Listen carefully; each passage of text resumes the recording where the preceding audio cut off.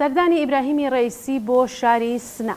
ئیبراهیمی ڕەیسی سەرۆکۆماری ڕژیم سەر لە بەیانی ڕۆژی هەینی هەفتەی پوشبەر لە کاتێکدا بە مەبەستی 27مین سەفەری ئۆستانی دەوڵەتەکەی سەردانی سنەی کرد کە خەڵکی ڕۆژهەڵاتی کوردستان بەهۆی ناکارامەیی و گەندەڵی لە کابینەی دەوڵەتەکەی لەگەڵ گرانی و هەژاریەکی بێوێنە ڕوبەڕوو بوونەتەوە بە دەیان چالاکی کرێکاری و فەرهەنگی لە ماوەی ڕۆژانی ڕابردوودا زیندانی کراون. بە پێی راپۆرتی میدیاکانی ڕژیم ئامانج لەم سەردانەی ئیبراهیمی ڕەیسی کە یەک ڕۆژ دەخایەنێت چاوپێکەوتن لەگەڵ ژمارەیەک دەست و پەیوەندیەکانی ڕژیم لەو شارەدایەوە وەکو سەرۆکۆمارانی دیکەی ئەو وڵاتە بە مەبەستی چاواشەکاری دەستپێکردنی کۆمەڵێک پرۆژەی وەبەرهێنان لەو ئۆستانەدا ڕادەگەێنن.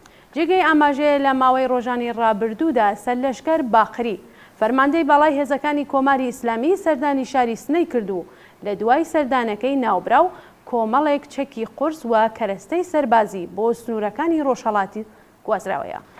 بینەران ئازیز لەم بەشەی بەرنامەکەمان بە مەبەستی زیاتر شیکردنەوەی ئەم بابەتە داوامان کردووە لە هاوڕێ حەسەنی ڕەحمانپەنا ئەنجامی کومیتەی ناوەندی کۆمەڵاکە لە ڕێگەی سکایپەوە بەشداری بەرنامەکەمان بێت و زیاتر بۆمان باس بکات. فەرموون لەگەڵمان بن.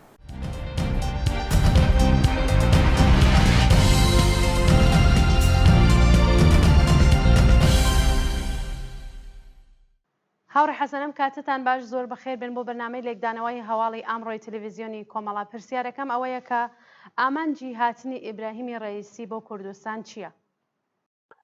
سپاس بۆ ئێوە هاوکارانتان، سڵاو هەیە بۆ بینەرانی تەلەڤیزیۆنی کۆمەڵا.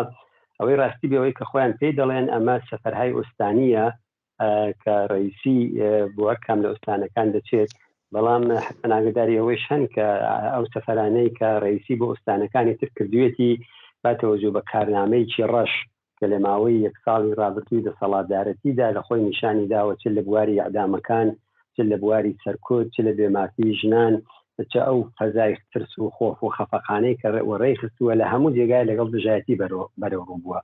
زۆر یەک لە ئوستانەکانە بە دروشمی گۆڕەتگوم کە مەرگ بۆ ڕەیسی ئەوە پێشوازیەک بووە کە لەم کەسە تاوانبارە کراوە. دەستگەلەوە هەر لە دەورانی دەسەڵاتدارەتی ئەما وەزی ئابووری وڵات زۆر شپرزەتر بووە لە هەموو دەورەکانی پێشووتر، کەوە قەولی دابوو کە شتێک بە ناوی بوحران و فەقیری ئەوانە نایە، بەڵکو چەند قاچووەتە سەرەوە. هاتنی بۆ ئۆستانی کوردستانیش بەشێکە لەو بە قەولی خۆیان لەو بەرنامانە، بەڵام لە بیرمان نەچێت کە ئۆستانی کوردستان تایبەتمەندی‌هایکی جیاوازی هەیە، هەم لە بواری خەباتی 40 چەند ساڵەی ڕابردوویدا، هەم بۆ جمهوری ئیسلامی. بۆ جمهوری ئیسلامی مەڵبەندێکی ئەمنیەتیە. هەمومان ئەوە دەزانین کاوەی کە لێرە دەسەڵات دەباتە پێشەوە، هێزی ئیتلاعاتە، هێزی سوپای پاسدارانەوە نەهادە ئەمنیەتیەکانن. هەر ماوەی چەند هەفتە جارێک یا هەر کەمتر لەوەی شتێکێک لە بەرپرسانی نظامی سەردان دەکەن. هەر لەو ڕۆژانەدا فەرماندەی هێزە مەسەلحەکان هاتووە لەوێ و وکێتی مەرزەکان قەولی خۆیان زۆر ئەمنە، نیگەرانیە وجودی نییە و وەزئی ئۆستانەکە باشە. هەمووی ئەوانە نیشانی دەدات کە ئەم ئۆستانە کەماکان بۆ جمهوری ئیسلامی منتەقەیەکی ئەمنیەتیە و ئەوان لەباری ئەمنیەتی و نیگەرانیهایەکی زۆر قورسیان هەیە. هاتنی ڕەیسیش لەواقعدا بەشێکی بۆ بەسەرکردنەوەی هێزە چەکدارەکانی خۆیانە، بەشێکی بۆ پێدانی ورە و ڕۆحیەیە کە ئەوان دەزانن لە ئەگەری هەر ڕووداوێک لە کۆمەلگای ئێراندا کوردستان جزوی یەکەمین ئۆستانەکان دەبێت کە تەکلیفی دەسەڵاتدارەتی سیاسی بە زووی تێدا ڕۆشن دەکرێتەوە.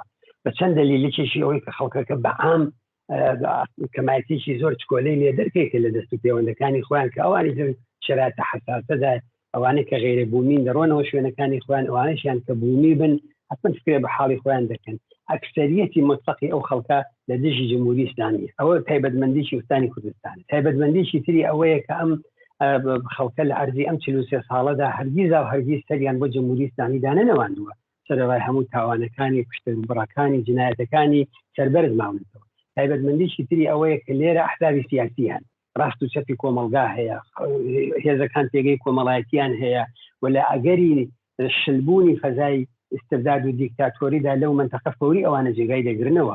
ئەمانە هەمووی جێگای نیگەرانیە بۆ جمهوری ئیسلامی و جمهوری ئیسلامی ئەمانە بە باشی دەزانێت. هەر بۆ یەکانێ ئەگەر لە شوێنەکانی دیکە مەسەلەن چاو لە ئۆستانەکانی دیکە دەکەی لەوێ ئەو قەرەباڵخی نظامیە دروست نابێت لە سەفەری هەر مەسئولێک و یا هەر کەسێکی و کوڕیسی یا کەسێکی دیکەدا بەڵام لێرە مثلەن هەر لە تیارەکەدا دەبەزێت سوار نەفەر لە نمایندەی وەلی فەقیه و لە ئیمام جومعە و لە کۆمەڵی دەست و پێوەنی خۆیان فەرماندەی هێزە نظامیەکان و ئەوانە استقباڵی لێ دەکەن. بۆیە هاتنی ڕئیسی بۆ ئێرە کە بە ظاهریش وایە قرارە هێندێک پرۆژە و ئەو جۆرەشتانە بکەنەوە بەکردنەوەی ئەو پرۆژانش ئەمان خەڵکی کوردستان ئومێدیشیان پیانی چون ڕۆژانە کۆڵبەرەکان دەکوژرێن لە کوردستانە ڕۆژانە ئاماری بێکاری لێرە لە دوای سیستان و بەلوچستان جزوی یەکەمین ئوستانەکانە کە ئەوە ئاگاهانە جمهوری ئیسلامی دەکات دەستفرۆشەکان هەر لەو شارەی کە ئەو هاتووە لە خیابانی فردەوسی و لە شوێنەکانی دیکە ڕۆژانە درێنە بەر لێدان و